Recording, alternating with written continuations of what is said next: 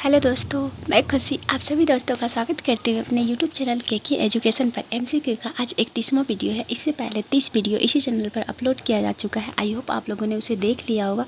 और जैसा कि मैं हर रोज़ आप लोगों से बोला करती हूँ कि आप लोग वीडियो कंटिन्यू रखिएगा और पढ़ाई बहुत अच्छे से कीजिएगा, रिविजन भी कंटिन्यू रखिएगा, तो आप लोग बिल्कुल वैसा कर रहे होंगे। तो आइए देर ना करते हुए आज का पहला क्वेश्चन देखते हैं। आज का पहला क्वेश्चन क्या कह रहा है? आज का पहला क्वेश्चन कह रहा है कि निम्नलिखित में से किसे भविष्य का ईंधन कहा जाता है? तो भविष्य का ईंधन कहा जाता है हाइड्रोजन को। किसे कहा जाता है? हाइड्रोजन को। प्लूटोनियम को क्या कहा जाता है? तो प्लूटोनियम को भय की धातु के रूप में जाना जाता है। किसके रूप में जाना जाता है? भय की धातु के रूप में किसे जाना जाता है? तो भय की धातु के रूप में प्लूटोनियम को जाना जाता है। किसे जाना जाता है? प्लूटोनियम को जाना जाता है।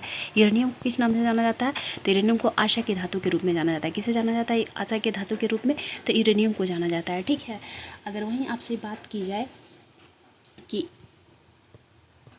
भविष्य के धातु के रूप में किसे जाना जाता है? तो भविष्य के धातु के रूप में टाइटेनियम को जाना जाता है। किसे जाना जाता है भविष्य के धातु के रूप में? तो भविष्य के धातु के रूप में टाइटेनियम को जाना जाता है। ठीक है। किसे जाना जाता है? टाइटेनियम को जाना जाता है। जबकि यूरेनियम को जाना जाता है आशा की धातु के रूप में, और प्लूटोनियम को भय की धातु के रूप में जाना जाता है। किसे? भय के धातु के रूप में जाना जाता है, तो प्लूटोनियम को जाना जाता है। जबकि भविष्य का ईंधन किसे कहा जाता है? तो हाइड्रोजन को कहा जाता है। ठीक है। आइए नेक्स्ट क्वेश्चन देखते हैं। नेक्स्ट क्वेश्चन क्या है? नेक्स्ट क्वेश्चन है, एक मिनट। निम्नलिखित में से किसे सर्वाधिक उत्तम कोयला है? निम्नलिखित में से सर्वाधिक उत्तम कोयला कौन सा है? तो सर्वाधिक उत्तम कोयला है एंथ्रासाइट। कौन सा है? एंथ्रासाइट। आइए इससे संबंधित आने वाले सभी क्वेश्चन को देख लेते हैं। पहले तो आप ये जान लीजिए कोयला कितने प्रकार का होता है? तो कोयला 4 प्रकार का होता है। कितने प्रकार का होता है? कोयला 4 प्रकार का होता है। ठीक है। कौन कौन सा? तो कोयला होता है एंथ्रासाइट, लिग्नाइट, बिटुमिनस और पीट कोयला। पीट कोयला की बात की जाए तो सबसे खराब कोयला किसे माना जाता है? सबसे खराब कोयला पीट कोयला को माना जाता है। पीट कोयला में कार्बन की मात्रा होता है 50 से 60%। कितना होता है? 50 से 60% कार्बन की मात्रा होता है। और जिस कोयला में जितना ज़्यादा कार्बन की मात्रा रहेगा, उस कोयले को हम लोग उतना उत्तम कोयला मानते हैं। तो पीट कोयला में कार्बन की मात्रा कितनी होती है? 50 से 60%। ठीक है। अगर वहीं लिग्नाइट कोयला की बात की जाए तो लिग्नाइट कोयला में कार्बन की मात्रा 65 से अगर वहीं लिग्नाइट कोयला की बात की जाए तो इसमें कार्बन की मात्रा कितनी होती है? इसमें कार्बन की मात्रा 65 से 70% होती है। कितनी होती है? 65 से 70% लिग्नाइट कोयला में कार्बन की मात्रा होती है। और आपको मैं बता दूं कि लिग्नाइट कोयला को भूरा कोयला के नाम से भी जाना जाता है। किसे जाना जाता है? भूरा कोयला के नाम से लिग्नाइट कोयला को। ठीक है। अगर बिटुमिनस कोयला की बात की जाए तो बिटुमिनस कोयला को मुलायम कोयला के नाम से जाना जाता है। किस नाम से जाना जाता है? मुलायम कोयला के नाम से जाना जाता है। और इसमें कार्बन की मात्रा 70% से 85% होता है। कितना होता है? 70 से 85% कार्बन की मात्रा बिटुमिनस कोयला में होता है। ठीक है। जबकि एंथ्रासाइट कोयला की बात की जाए तो एंथ्रासाइट कोयला को सबसे उत्तम कोटि का कोयला माना जाता है। और इसमें कार्बन की मात्रा 85% से भी अधिक होता है। तो आप खुद ही बताइए सबसे अच्छा कोयला कौन है? कॉमन सी बात है, 85% से भी अधिक मात्रा है कार्बन की एंथ्रासाइट कोयला में, तो एंथ्रासाइट कोयला ही सर्वोत्तम क्वालिटी का कोयला माना जाएगा।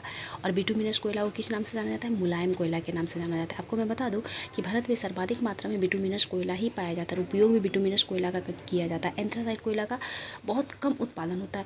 जम्मू कश्मीर, तमिलनाडु तरफ थोड़ी बहुत मात्रा में एंथ्रासाइट कोयला पाया जाता है, लेकिन सर्वाधिक मात्रा में बिटुमिनस कोयला पाया जाता है भारत में। ठीक है। जिसमें कार्बन की मात्रा कितनी होती है? 70 से 85% हो सकती है। ठीक है। और आपसे पूछा जाएगा सबसे बेकार कोयला किसे कहा जाता है? तो पीट कोयला को कहा जाता है। ठीक है। तो आई होप आप लोग कोयला से संबंधित क्वेश्चन आएगा तो आप लोगों से नहीं छूटेगा। ठीक है। आइए नेक्स्ट क्वेश्चन देखते हैं। नेक्स्ट क्वेश्चन क्या कह रहा है?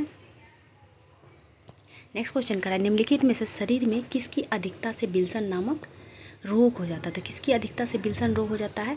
तो वो होता है तांबा की अधिकता से। अगर शरीर में कॉपर की मात्रा बढ़ जाए तो कॉपर की मात्रा बढ़ जाने के कारण शरीर में कॉपर की मात्रा बढ़ जाने के कारण विल्सन रोग हो जाता है। कौन सा रोग हो जाता है? विल्सन रोग हो जाता है। वहीं अगर कैडमियम की बात की जाए तो अगर शरीर में कैडमियम की मात्रा बढ़ जाता है तो कैडमियम की मात्रा बढ़ जाने से कौन सा रोग हो जाता है? इटाई रोग हो जाता है। कौन सा रोग हो जाता है? इटाई रोग। तो कितनी बार एग्जाम में पूछा जा चुका है कि किसकी अधिकता से इटाई नामक रोग हो जाता है? तो कैडमियम की मात्रा अगर शरीर में बढ़ जाए तो इटाई नामक रोग हो जाता है। ठीक है। अगर वहीं पारा की बात की जाए तो पारा की अधिकता से कौन सा रोग होता है? तो मिनीमाटा रोग होता है। होता है, कौन सा होता है, मिनी माटा रोग हो जाता है, ठीक है। तो पारा की अधिकता से कौन सी बीमारी होती है, मिनी माटा रोग। अगर नाइट्रेट की बात की जाए तो नाइट्रेट की अधिकता से कौन सा बीमारी हो जाता है, तो नाइट्रेट की अधिकता से कौन सा बीमारी हो जाता है, ब्लू बेबी सिंड्रोम। कौन सा बीमारी हो जाता है, ब्लू बेबी सिंड्रोम नामक रोग हो जाता है शरीर में अगर नाइट्रेट की मात्रा बढ़ जाए तो, ठीक है। और इसी को मेथोग्लोबिन बीमारी भी कहा जाता है, ठीक है। आइए नेक्स्ट क्वेश्चन देखते हैं।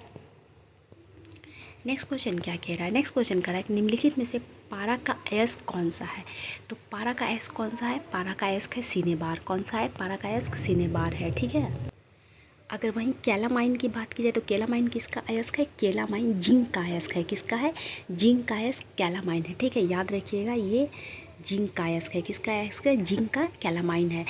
काल्वेराइट किसका अयस्क है, तो काल्वेराइट सोना का अयस्क है। किसका है, काल्वेराइट सोना का अयस्क है। सोना का प्रमुख दो अयस्क है, कौन कौन सा, काल्वेराइट और सिल्वेनाइट। कौन सा है, काल्वेराइट और सिल्वेनाइट। और इससे संबंधित क्वेश्चन आता है, सो प्लीज़ आप लोग इसे नोट डाउन जरूर कर लीजिएगा, ठीक है। तो सोना का अयस्क कौन सा है, काल्वेराइट और सिल्वेनाइट, जबकि कैलामाइन किसका अयस्क है, जिंक का अयस्क है, ठीक है। अगर वहीं पिच ब्लेंड की बात की जाए तो पिच ब्लेंड किसका अयस्क है, पिच ब्लेंड अयस्क है यूरेनियम का। किसका अयस्क है, यूरेनियम का। यूरेनियम का अयस्क कार्नेटाइट भी है, कार्नेटाइट, ठीक है। कौन सा, कार्नेटाइट। कार्नेटाइट अयस्क किसका है, तो कार्नेटाइट अयस्क है यूरेनियम का, ठीक है। एक पूछा जाता है किसका अयस्क, लेड का, सीसा का, कि लेड का अयस्क कौन सा है, तो लेड का अयस्क गैलेना है। कौन सा है, गैलेना लेड का अयस्क है, ठीक है। अगर वहीं सिल्वर की अयस्क की बात की जाए तो पायरा गायराइट किसका अयस्क है, सिल्वर का अयस्क है। हॉर्न सिल्वर किसका अयस्क है, सिल्वर का अयस्क है, ठीक है। रूबी सिल्वर भी सिल्वर का अयस्क है, ठीक है। टीन का अयस्क कौन सा है, तो टीन का एक कैसीटेराइट है। कौन सा, कैसीटेराइट किसका अयस्क है, टीन का अयस्क है, ठीक है।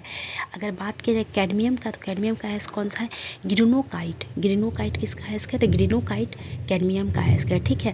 अगर लोहा की बात की जाए तो लोहा का बहुत सारा अयस्क है, कौन कौन सा, hematite, magnetite, limonite, siderite, iron pyrite, chalcopyrite, ये सब किसका अयस्क है, लोहा का अयस्क है, ठीक है। और मूर्खों का सोना किसे कहा जाता है, तो आयरन पायराइट को मूर्खों का सोना कहा जाता है। किसे कहा जाता है, मूर्खों का सोना, आयरन पायराइट को मूर्खों का सोना कहा जाता है, जो कि लोहा का अयस्क है। एक बार मैं फिर से लोहा के अयस्क के बारे में बोल दे रही हूँ, इससे संबंधित क्वेश्चन एग्जाम में बहुत बार आ चुका है, ये बहुत इंपॉर्टेंट है, ठीक है। एक पारा का अयस्क बहुत इंपॉर्टेंट है, याद कर लीजिएगा। एक लेड का अयस्क और लोहा का अयस्क, ये बहुत इंपॉर्टेंट है, पूछा जा चुका है। यूरेनियम का अयस्क भी पूछा जा चुका है अभी तक में, ठीक है। तो लोहा का अयस्क कौन सा है, haematite, magnetite, limonite, siderite, iron pyrite और कैलोपायराइट, ठीक है। आइए नेक्स्ट क्वेश्चन देखते हैं। नेक्स्ट क्वेश्चन क्या है, द शेर कथा नामक पुस्तक किसने लिखी है। द शेर कथा नामक पुस्तक लिखा है सखाराम गणेश देवस्कर ने। किसने लिखा है, सखाराम गणेश देवस्कर ने। इन्होंने कब लिखा था, इनके द्वारा 1904 में प्रकाशित किया गया था द शेर कथा। किसके द्वारा, सखाराम गणेश देवस्कर के द्वारा। लेकिन 1910 में ब्रिटिश सरकार ने इस पर प्रतिबंध लगा दिया। इसके बाद यह पुस्तक को हिंदी में अनुवाद किया गया। किसमें, हिंदी में अनुवाद किया गया। किस नाम से, देश की बात के नाम से, ठीक है। पहले क्या नाम था, द शेर कथा नाम था। लेकिन जब ब्रिटिश इस पर प्रतिबंध लगा दिया 1910 में, तो फिर इसका हिंदी में अनुवाद निकाला गया देश की बात के नाम से। ये हिंदी वाला अनुवाद किसने निकाला था, तो बाबूराव विष्णु पराडकर ने। किसने निकाला था, बाबूराव विष्णु पराडकर ने निकाला था। जबकि बंगाली भाषा में द शेर कथा किसने निकाला था, तो सखाराम गणेश देवस्कर ने निकाला था, ठीक है। आइए नेक्स्ट क्वेश्चन देखते हैं। अच्छा, स्वामी सहजानंद की, आइए इसको भी डील कर लेते हैं। स्वामी सहजानंद की बात की जाए तो स्वामी सहजानंद के द्वारा दो प्रसिद्ध पुस्तक निकाला गया था। कौन कौन सा, हुंकार, कौन सा, हुंकार और किसान क्या करे। ये किसके द्वारा निकाला गया था, स्वामी सहजानंद के द्वारा। कौन सा, हुंकार और किसान क्या करे। मजरूल हक की बात की जाए तो द मदरलैंड नामक निकाला गया था समाचार पत्र। किसके द्वारा, तो मजरूल हक के द्वारा निकाला गया था द मदरलैंड, ठीक है। कामेश्वर सिंह के द्वारा कौन सा निकाला गया था, तो कामेश्वर सिंह के द्वारा निकाला गया था the Indian nation. The Indian nation किसके द्वारा निकाला गया, द इंडियन नेशन निकाला गया था कामेश्वर सिंह, जो दरभंगा के महाराजा थे, के द्वारा निकाला गया था, ठीक है। आइए नेक्स्ट क्वेश्चन देखते हैं। नेक्स्ट क्वेश्चन क्या कह रहा है, नेक्स्ट क्वेश्चन करें, पटवारी प्रणाली की शुरुआत निम्न में से किस शासक के काल में हुआ था। तो पटवारी प्रणाली की शुरुआत शेरशाह सूरी के शासनकाल में हुआ था। किसके शासनकाल में हुआ था, शेरशाह सूरी के काल में हुआ था, ठीक है। अब पटवारी को ही लेखापाल भी कहा जाता है। पटवारी को क्या कहा जाता है, लेखापाल भी कहा जाता है। और इसका काम क्या होता है, भूमि रिकॉर्ड रखना। क्या नाम है इसका काम, क्या होता है, भूमि रिकॉर्ड रखना इसका काम होता था, इसीलिए इसे भूमि रिकॉर्ड अधिकारी भी कहा जाता था। तो पटवारी बोर्ड पूछा जाए आपसे, चाहे लेखापाल पूछा जाए, चाहे भूमि रिकॉर्ड अधिकारी पूछा जाए, तीनों एक ही है, ठीक है। और ये किसके द्वारा शुरुआत किया गया था? तो शेरशाह सूरी के समय इसकी शुरुआत हुई थी, ठीक है। जहांगीर की बात की जाए तो न्याय का जंजीर किसने ये प्रथा शुरू किया था, न्याय के जंजीर वाला? तो जहांगीर के द्वारा किया गया था, ठीक है। और जहांगीर के शासनकाल को चित्रकला का स्वर्णकाल कहा जाता है। क्या कहा जाता है? चित्रकला का स्वर्णकाल कहा जाता है। आपसे पूछा जाएगा इलाही धर्म किसने चलाया था? तो इलाही धर्म 1582 ईस्वी में अकबर के द्वारा चलाया गया था। किसके द्वारा चलाया गया था? इलाही धर्म अकबर के द्वारा 1582 ईस्वी में चलाया गया था। 1583 में इलाही संवत चलाया गया था। संवत मतलब कैलेंडर होता है, ठीक है। तो इलाही कैलेंडर किसके द्वारा चलाया गया था? तो अकबर के द्वारा चलाया गया था, ठीक है। और अकबर के द्वारा ही 1575 ईस्वी में इबादत खाना की स्थापना किया गया था, जहाँ पर सभी धर्मों के लोग बैठकर विचार विमर्श करते थे। और 1578 में इबादत खाना को सभी धर्मों के लिए खोल दिया गया था, ठीक है। तो इबादत खाना की स्थापना किसके द्वारा किया गया था? अकबर के द्वारा। कहाँ किया गया था? फतेहपुर सीकरी में किया गया था। फतेहपुर सीकरी की स्थापना भी अकबर के द्वारा ही किया गया था, ठीक है। और अकबर के शासनकाल को हिंदी फारसी का स्वर्णकाल कहा जाता है। हिंदी फारसी भाषा का स्वर्णकाल किस शासनकाल को कहा जाता है? तो अकबर के शासनकाल को कहा जाता है, ठीक है। आइए नेक्स्ट क्वेश्चन देखते हैं। नेक्स्ट क्वेश्चन क्या कह रहा है कि बिहार का पहला अंग्रेजी अखबार कौन सा है? तो बिहार का पहला अंग्रेजी अखबार कौन सा है? The Bihar Herald. कौन सा है? बिहार हेराल्ड है, ठीक है। किसके द्वारा बिहार हेराल्ड नामक अखबार निकाला गया था? तो बिहार हेराल्ड नामक अखबार 1875 में गुरु प्रसाद सेन के द्वारा निकाला गया था। किसके द्वारा निकाला गया था? गुरु प्रसाद सेन के द्वारा निकाला गया था, ठीक है। कब निकाला गया था? तो 1875 में। और ये बिहार का पहला अंग्रेजी अखबार है, ठीक है। बिहार बंधु की बात की जाए तो ये पहला हिंदी दैनिक समाचार पत्र है जो बिहार का है, ठीक है। मदरलैंड की बात की जाए तो द मदरलैंड, अभी जस्ट में पिछला क्वेश्चन ने बताया कि मजरूल हक के द्वारा निकाला गया था 1921 ईस्वी में, ठीक है। हुंकार नामक पत्रिका किसके द्वारा निकाला गया था? तो ये निकाला गया था स्वामी सहजानंद सरस्वती के द्वारा। किसके द्वारा निकाला गया था? स्वामी सहजानंद के सरस्वती के द्वारा। और स्वामी सहजानंद के द्वारा एक और पुस्तक निकाला गया था, कौन सा? किसान क्या करे, ठीक है। आइए नेक्स्ट क्वेश्चन देखते हैं। बिहार के किस जिले में गोगाबिल झील स्थित है? तो गोगाबिल झील स्थित है, कहाँ स्थित है गोगाबिल झील? गोगाबिल झील स्थित है कटिहार में। कहाँ स्थित है? इसमें तो ऑप्शन ही नहीं दिया है। कटिहार में है। कहाँ है? कटिहार में गोगाबिल झील स्थित है, ठीक है। कहाँ स्थित है? कटिहार में। जमुई की बात की जाए तो यहाँ नागी नकटी झील पाया जाता है। कौन सा? नागी अलग झील है, ठीक है, और नकटी अलग झील है। दोनों कृत्रिम झील है, मानव द्वारा निर्मित झील है, नागी और नकटी। और इन दोनों झील को 2024 में रामसर स्थल में शामिल किया गया था। किस में शामिल किया गया था? रामसर स्थल में शामिल किया गया था। किसे शामिल किया गया था? नागी और नकटी झील को, ठीक है। अगर दरभंगा की बात की जाए तो दरभंगा में कौन सा झील पाया जाता है? दरभंगा में हराई झील पाया जाता है, दिघी झील पाया जाता है। दिघी झील और हराई झील कहाँ पाया जाता है? तो हराई झील और दिघी झील दरभंगा में पाया जाता है, ठीक है।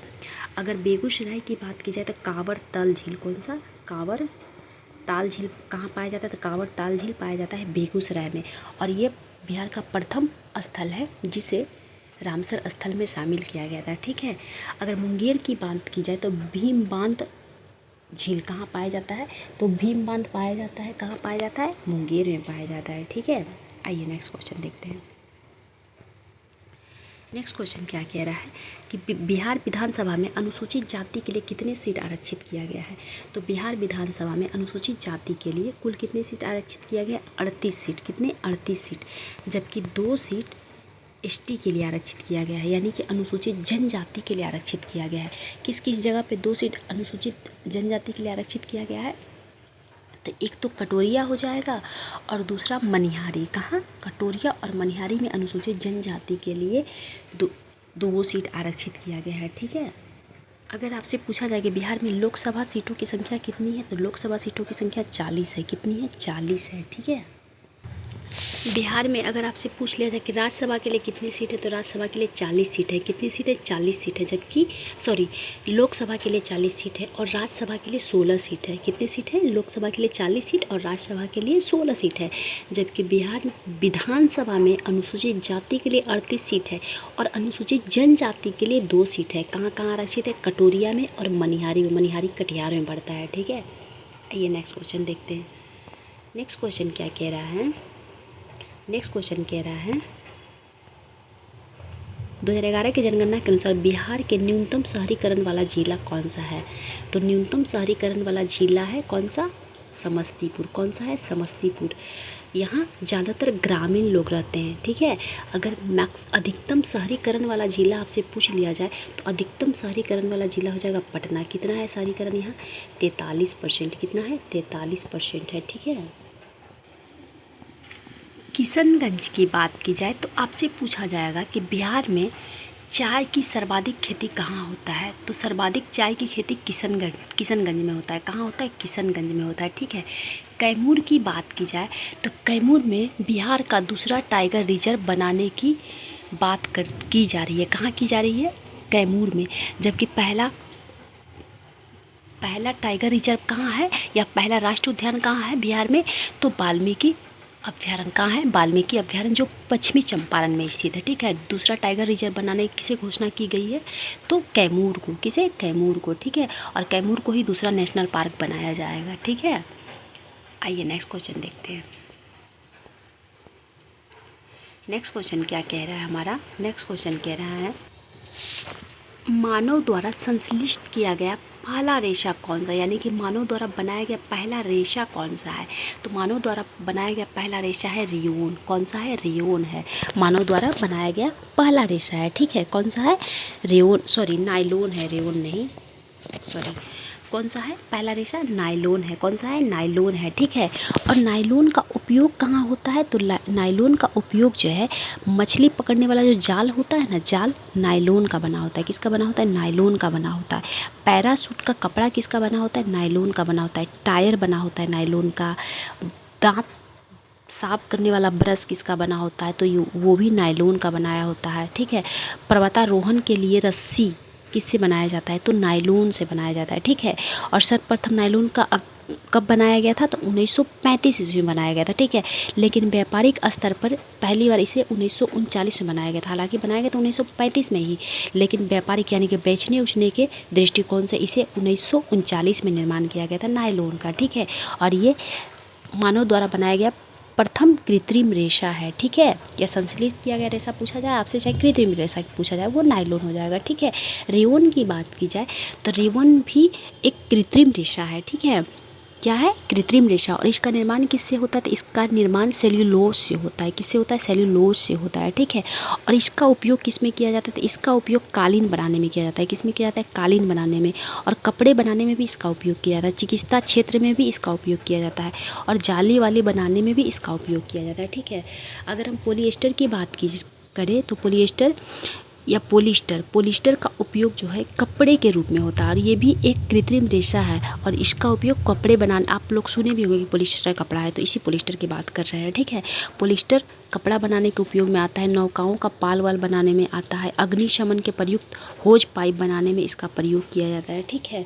अगर कार्बन फाइबर की बात की जाए तो कार्बन फाइबर का उपयोग किस में होता है? तो कार्बन फाइबर का उपयोग जो है अंतरिक्ष यान तथा खेलकूद की सामग्री बनाने में उपयोग होता है। इसका किसका? अंतरिक्ष यान और खेलकूद की सामग्री बनाने में कार्बन फाइबर का उपयोग होता है, ठीक है। और ये भी संश्लिष्ट रेशा है, यानी कि कृत्रिम रेशा है कार्बन फाइबर भी, ठीक है। आइए नेक्स्ट क्वेश्चन देखते हैं। नेक्स्ट क्वेश्चन क्या कह रहा है? नेक्स्ट क्वेश्चन कह रहा है पेट्रोल की गुणवत्ता किस में मापी जाती है? कि कौन सा पेट्रोल सबसे अच्छा है? तो उसकी गुणवत्ता नापी जाती है ऑक्टेन संख्या से। किससे नापी जाती है? ऑक्टेन संख्या से नापी जाती है, ठीक है। कहा जाता है कि जिसमें ऑक्टेन संख्या जितना अधिक होगा वो पेट्रोल उतना ही अच्छा माना जाता है। ऑक्टेन संख्या की अधिकता से क्या होता है कि अपस्फोटक रोधी यौगिक की ऑक्टेन संख्या का मान उच्च होता है, ठीक है। मतलब जिसमें आवाज़ नहीं करता है ना, वो उसका पेट्रोल का ऑक्टेन संख्या अधिक होता है, ठीक है। क्या होता है? ऑक्टेन संख्या अधिक होता है। पूछा जाता है क्वेश्चन एक तो कि पेट्रोल के स्फोटक रोधी गुणवत्ता बढ़ाने के लिए उसमें क्या मिलाया जाता है?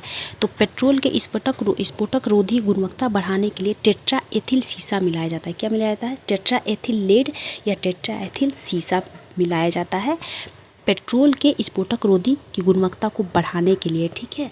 अगर हम सीटेन की बात करें तो सीटेन संख्या किसकी शुद्धता को बताता है, तो ये डीजल की शुद्धता को बताता है। किसकी? डीजल की शुद्धता को बताता है। जिसका सीटन संख्या जितना अधिक होगा वो डीजल उतना ही बढ़िया होगा, ठीक है। अगर कैरेट की बात की जाए तो कैरेट से किसकी शुद्धता मापी जाती है? सोने की शुद्धता मापी जाती है। हीरे की शुद्धता भी कैरेट से ही मापी जाती है, ठीक है। और सोना कितना कैरेट होता है? तो 24 कैरेट का सोना शुद्ध होता है, ठीक है। लेकिन 24 कैरेट के सोना को ज्वेलरी नहीं बनाया जा सकता है। 24 कैरेट सोना के ज्वेलरी नहीं बनाया जाता। 22 कैरेट का सोना का ज्वेलरी बनाया जाता है। उसमें 2% जो है वो मिला दिया जाता है, कॉपर मिला दिया जाता है या चांदी मिला दिया जाता है, ठीक है। तो ज्वेलरी कितने कैरेट का बनता है? 22 कैरेट का, ठीक है। और शुद्ध सोना कितने कैरेट का होता है? 24 कैरेट का होता है। कितने कैरेट का होता है? 24 कैरेट का होता है, ठीक है। आइए नेक्स्ट क्वेश्चन देखते हैं।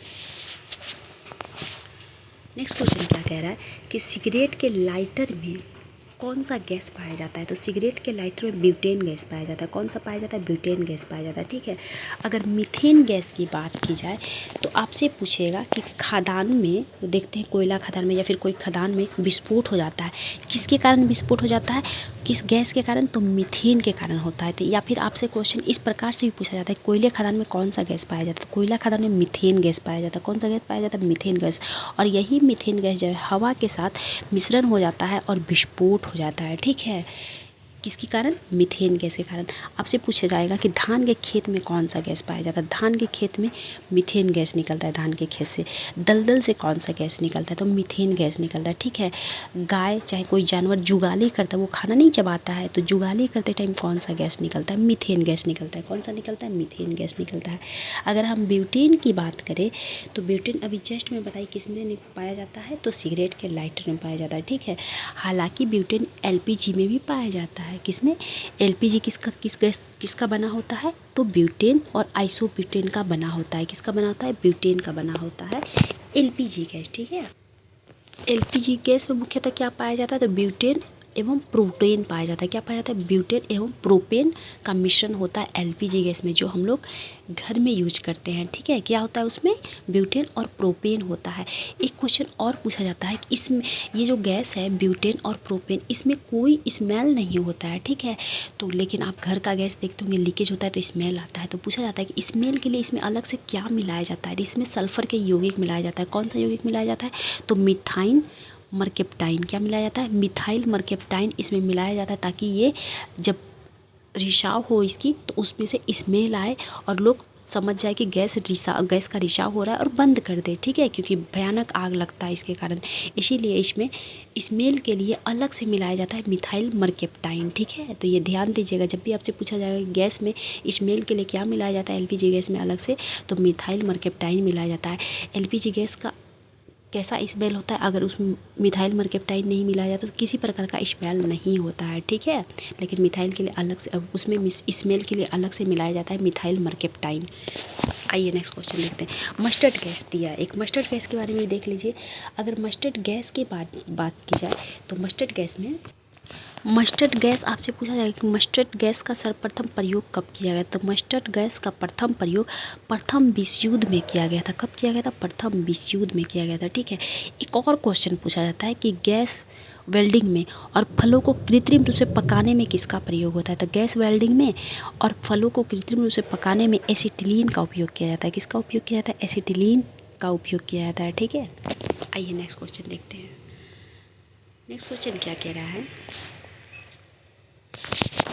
भारत के सर्वोच्च न्यायालय में न्यायाधीशों की सदस्य की संख्या, क्वेश्चन कट गया है ना, हाँ अब ठीक है। सर्वोच्च न्यायालय में न्यायाधीशों की संख्या बढ़ाने की शक्ति किसमें निहित होती है? तो वो निहित होती है संसद में। किसमें निहित होती है? संसद में निहित होती है, ठीक है। लेकिन अगर वहीं आपसे पूछ लिया जाए कि हाई कोर्ट में न्यायाधीशों को बढ़ाने की संख्या किसमें निहित होती है, तो हाई कोर्ट में न्यायाधीशों की संख्या बढ़ाने की शक्ति राष्ट्रपति में निहित होती है। किसमें होती है? राष्ट्रपति में निहित होती है। यानी कि हाई कोर्ट में न्यायाधीश की संख्या बढ़ा सकते हैं राष्ट्रपति, लेकिन सुप्रीम कोर्ट में न्यायाधीश की संख्या बढ़ाने की शक्ति होती है संसद में निहित। किसमें होती है? संसद में निहित। वर्तमान में कितना न्यायाधीश है सब सुप्रीम कोर्ट में? तो वर्तमान में 34 है। एक मुख्य न्यायाधीश है और अन्य 33 न्यायाधीश है, ठीक है। अगर मूल संविधान में पूछा जाए कि उस समय जब सर्वोच्च न्यायालय की स्थापना हुई थी, कब हुई थी? 28 जनवरी 1950 को। उस समय कितने न्यायाधीश थे? तो कुल 8 न्यायाधीश थे। एक मुख्य न्यायाधीश थे और अन्य 7 न्यायाधीश थे। कितने थे? अन्य 7 न्यायाधीश थे, ठीक है। लेकिन वर्तमान में कितने हो गए? वर्तमान में 34 हो गए हैं। ठीक है, आइए नेक्स्ट क्वेश्चन देखते हैं।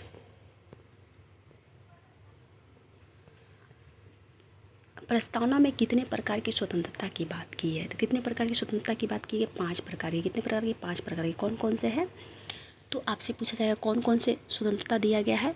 तो अभिव्यक्ति की स्वतंत्रता, किसकी स्वतंत्रता? अभिव्यक्ति की स्वतंत्रता, विचार की स्वतंत्रता, विश्वास की स्वतंत्रता, उपासना के धर्म की स्वतंत्रता और उपासना की स्वतंत्रता। किसकी स्वतंत्रता है? तो विचार, अभिव्यक्ति, विश्वास, धर्म और उपासना की स्वतंत्रता है। किसकी है? विचार, अभिव्यक्ति, विश्वास, धर्म और उपासना, इन 5 प्रकारों की स्वतंत्रता दिया गया है हमको प्रस्तावना में। ठीक है, आपसे पूछा जाएगा प्रस्तावना में कितनी प्रकार की समानता की बात की गई है? तो 2 प्रकार की समानता की। कौन कौन से? प्रतिष्ठा और अवसर की समानता। कौन कौन से समानता? प्रतिष्ठा और अवसर की समानता। कितने प्रकार के न्याय की बात की है प्रस्तावना में? तो 3 प्रकार के न्याय की बात की गई है। कितने प्रकार के? 3 प्रकार के। कौन कौन सा? तो सामाजिक, आर्थिक, राजनीतिक। कितने प्रकार के? 3 प्रकार के। कौन कौन से? सामाजिक, आर्थिक, राजनीतिक। और एग्जामिनर जो है कंफ्यूज करने के लिए आर्थिक की जगह धार्मिक देता है। तो ध्यान दीजिएगा प्रस्तावना में धार्मिक स्वतंत्रता की बात नहीं की गई है। ठीक है, धार्मिक न्याय की बात नहीं की गई है, केवल आर्थिक, सामाजिक और राजनीतिक। किस प्रकार से क्रम है? सामाजिक, आर्थिक, राजनीतिक, इस प्रकार से इन तीनों न्याय का क्रम है। सामाजिक, आर्थिक, राजनीतिक। और 2 प्रकार का समानता। कौन सा? प्रतिष्ठा और अवसर का समानता। 5 प्रकार का स्वतंत्रता। कौन कौन सा? विचार, अभिव्यक्ति, विश्वास, धर्म और उपासना। ठीक है, एक क्वेश्चन और पूछा जाता है कि प्रस्तावना में अभी तक कितने बार संशोधन हो चुका है? तो प्रस्तावना में अभी तक मात्र 1 बार संशोधन हुआ है। कब हुआ है? 42वां संविधान संशोधन 1976 के द्वारा। और इसके तहत संविधान प्रस्तावना में 3 शब्द को जोड़ा गया था। कौन कौन सा जोड़ा गया था? अखंडता, समाजवादी, पंथ निरपेक्ष। किसे जोड़ा गया था? अखंडता, समाजवादी और पंथ निरपेक्ष शब्द को जोड़ा गया था। कब जोड़ा गया था? तो 42वां संविधान संशोधन 1976 के द्वारा जोड़ा गया था। ठीक है, आइए नेक्स्ट क्वेश्चन देखते हैं। नेक्स्ट क्वेश्चन क्या कह रहा है कि लोकसभा के अध्यक्ष की नियुक्ति किसके द्वारा किया जाता है? तो लोकसभा के अध्यक्ष की नियुक्ति किया जाता है क्या राष्ट्रपति, प्रधानमंत्री, संसद? नहीं, लोकसभा के सदस्यों द्वारा ही किया जाता है। और लोकसभा के सदस्य जो हैं अपने में से ही किसी को अध्यक्ष नियुक्त करते हैं। कौन करते हैं? लोकसभा के सदस्य के द्वारा ही लोकसभा के अध्यक्ष की नियुक्ति होती है। ठीक है, और प्रधानमंत्री किसे बनाया जाता है? तो बहुमत दल के नेता को प्रधानमंत्री बनाया जाता है। किसके द्वारा? राष्ट्रपति के द्वारा। ठीक है, आइए नेक्स्ट क्वेश्चन देखते हैं। नेक्स्ट क्वेश्चन क्या कह रहा है? किस गवर्नर जनरल के शासनकाल में सती प्रथा समाप्त किया गया था? तो किसके शासनकाल में समाप्त किया गया था? विलियम बेंटिक के शासनकाल में। कब किया गया था? तो ये किया गया था 1829 में। कब किया गया था? 1829 में किया गया था। और किसके सहयोग से किया गया था? कि समाज सुधारक के सहयोग से सती प्रथा पर प्रतिबंध लगाया गया था या इसे समाप्त किया गया था? तो राजा राम मोहन के सहयोग से। किसके सहयोग से? राजा राम मोहन के सहयोग से सती प्रथा को समाप्त किया गया था। किसके द्वारा? विलियम बेंटिक के द्वारा, अधिनियम 17 के द्वारा। किस अधिनियम के द्वारा? अधिनियम 17 के द्वारा। ठीक है, तो गवर्नर जनरल विलियम बेंटिक थे उस समय, और किसके सहयोग से? तो राजा राम मोहन के सहयोग से। एक क्वेश्चन और पूछा जाता है कि राजा राम मोहन को राजा की उपाधि किसने दी थी? तो राजा राम मोहन को राजा की उपाधि मुगल सम्राट अकबर द्वितीय ने दिया था। किसने दिया था? मुगल सम्राट अकबर द्वितीय ने। ध्यान दीजिएगा, अकबर प्रथम नहीं, अकबर द्वितीय ने दिया था राजा की उपाधि। राजा राम मोहन को राय की उपाधि किसने दिया था? तो बंगाल के नवाब के द्वारा राय की उपाधि दी गई थी। ठीक है, अगर कर्जन की बात की जाए तो कर्जन के शासनकाल प्रसिद्ध है बंगाल विभाजन के लिए। बंगाल विभाजन कब किया गया था कर्जन के द्वारा? तो बंगाल विभाजन की घोषणा किया गया था, कभी 19 जुलाई देता है, कभी 20 जुलाई देता है। ठीक है, तो ऑप्शन में दोनों देगा नहीं। तो 19 जुलाई 1905 को बंगाल विभाजन का घोषणा किया गया था। और बंगाल विभाजन को लागू कब किया गया था? तो 16 अक्टूबर 1905 को लागू किया गया था। किसके द्वारा? कर्जन के द्वारा। और इस बंगाल विभाजन को रद्द किसके द्वारा किया गया था? तो लॉर्ड हार्डिंग द्वितीय के द्वारा 1911 में किया गया था। कब किया गया था? लॉर्ड हार्डिंग द्वितीय के द्वारा 1911 में बंगाल विभाजन को रद्द किया गया था। ठीक है, अगर लॉर्ड मेयो की बात की जाए तो लॉर्ड मेयो का कार्यकाल क्यों प्रसिद्ध है? तो लॉर्ड मेयो के कार्यकाल में सर्वप्रथम जनगणना हुआ था भारत में। किसके शासनकाल में? लॉर्ड मेयो के शासनकाल में। कब हुआ था? 1871 में हुआ था, 72 में हुआ था। कब हुआ था? 1872 में भारत में प्रथम बार जनगणना हुआ था। लेकिन भारत में वैज्ञानिक दृष्टिकोण से या विधिवत जनगणना कब से स्टार्ट हुआ, या पूरे भारत में जनगणना कब से स्टार्ट हुआ? किसके शासनकाल से? तो लॉर्ड रिपन के शासनकाल में 1881 में। कब हुआ था? 1881 में 10 वर्षीय जनगणना प्रारंभ हुआ या फिर वैज्ञानिक दृष्टिकोण से जनगणना प्रारंभ हुआ या नियमित जनगणना प्रारंभ हुआ, कुछ भी पूछेगा इनमें से तो लॉर्ड रिपन हो जाएगा। लेकिन पहली बार जनगणना किसके शासनकाल में प्रारंभ हुआ था? तो लॉर्ड मेयो के शासनकाल में। कब हुआ था? तो ये हुआ था 1872 में। कब हुआ था? 1872 में हुआ था। ठीक है, आइए नेक्स्ट क्वेश्चन देखते हैं। विश्व का सबसे बड़ा नदी द्वीप किस नदी के द्वारा बनाया गया? तो विश्व का सबसे बड़ा नदी द्वीप ब्रह्मपुत्र नदी के द्वारा बनाया गया। किसके द्वारा? ब्रह्मपुत्र नदी के द्वारा। कौन सा है? तो ये है माजुली द्वीप। कौन सा है? माजुली द्वीप है। ठीक है, माजुली द्वीप कहाँ बनाया गया है? तो विश्व का सबसे बड़ा द्वीप माजुली द्वीप है, जो ब्रह्मपुत्र नदी के द्वारा असम में बनाया गया। कहाँ बनाया गया? असम में बनाया गया। ठीक है, और ब्रह्मपुत्र नदी के द्वारा ही विश्व का सबसे छोटा नदी द्वीप भी बनाया गया, जैसे क्या कहा जाता है? उमानंद। क्या कहा जाता है? उमानंद नदी द्वीप किसके द्वारा बनाया गया है? ब्रह्मपुत्र द्वारा। और कहाँ बनाया गया? असम में बनाया गया। और ये विश्व का सबसे छोटा नदी द्वीप है, जबकि विश्व का सबसे बड़ा नदी द्वीप कौन सा है? माजुली है, जो कहाँ बनाया गया? असम में और ब्रह्मपुत्र नदी के द्वारा। ठीक है, अगर गंगा नदी की बात की जाए तो गंगा नदी के द्वारा कोई द्वीप नहीं बनाया गया, इसके द्वारा बहुत बड़ा डेल्टा बनाया गया है। विश्व का सबसे बड़ा डेल्टा गंगा और ब्रह्मपुत्र नदी के द्वारा ही बनाया गया है। कहाँ बनाया गया है? पश्चिम बंगाल और बांग्लादेश दोनों में विस्तार है इसका। ठीक है, सुंदरबन डेल्टा का। और आपसे पूछा जाएगा कि ये विश्व का सबसे बड़ा डेल्टा है, तो जी बिल्कुल विश्व का सबसे बड़ा डेल्टा है सुंदरबन डेल्टा। ठीक है, अगर नील नदी की बात की जाए तो नील नदी में आसवन बांध स्थित है। कौन सा बांध स्थित है? आसवन बांध किस पर स्थित है? तो नील नदी पर भी स्थित है। और ये विश्व का सबसे लंबी नदी है। कौन सा? आसवन नदी, सॉरी नील नदी विश्व की सबसे लंबी नदी है। ठीक है, अमेजन नदी विश्व की सबसे चौड़ी नदी है। तो आपसे पूछेगा कि विश्व की सबसे लंबी नदी कौन सी है? तो नील नदी है।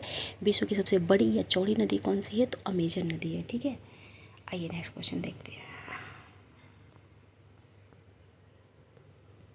1857 की क्रांति के समय भारत का गवर्नर जनरल कौन था? तो भारत का गवर्नर जनरल लॉर्ड कैनिंग था। कौन था? Lord Canning.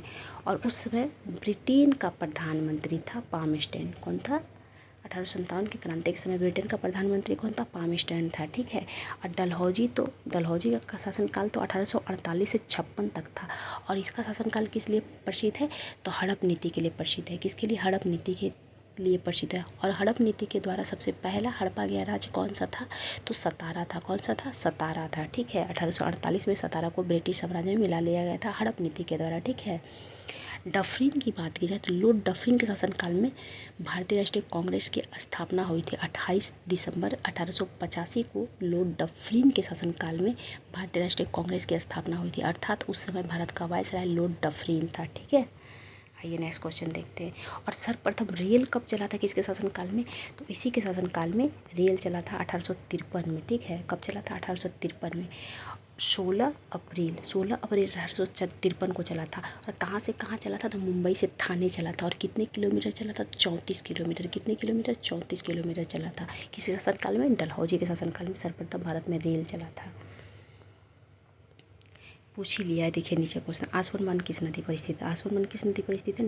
नील नदी पर स्थित है। किस नदी पर? नील नदी पर। लिम्पोपो नदी की बात की जाए तो आपसे पूछेगा कि मकर रेखा को 2 बार काटने वाली नदी कौन सी है? तो मकर रेखा को 2 बार काटने वाली नदी है लिम्पोपो। कौन सी है? लिम्पोपो। माही नदी कर्क रेखा को 2 बार काटती है, और माही नदी भारत की नदी है। ठीक है, कर्क रेखा को 2 बार कौन सी नदी काटती है? माही नदी। जबकि मकर रेखा को 2 बार कौन सी नदी काटती है? लिम्पोपो नदी। भूमध्य रेखा को 2 बार कौन सी नदी काटती है? तो भूमध्य रेखा को कांगो नदी काटती है 2 बार। कौन सी नदी? कांगो, जिसे जयरे नदी के नाम से भी जाना जाता है। किस नाम से? जयरे नदी के नाम से भी कांगो नदी को जाना जाता है। और भूमध्य रेखा को कांगो नदी के द्वारा ही 2 बार काटा जाता है, जबकि मकर रेखा को लिम्पोपो के द्वारा और कर्क रेखा को माही नदी के द्वारा 2 बार काटा जाता है। ठीक है, तो आज का क्वेश्चन यही समाप्त होता है। मिलते हैं अगले वीडियो में। Thank you so much.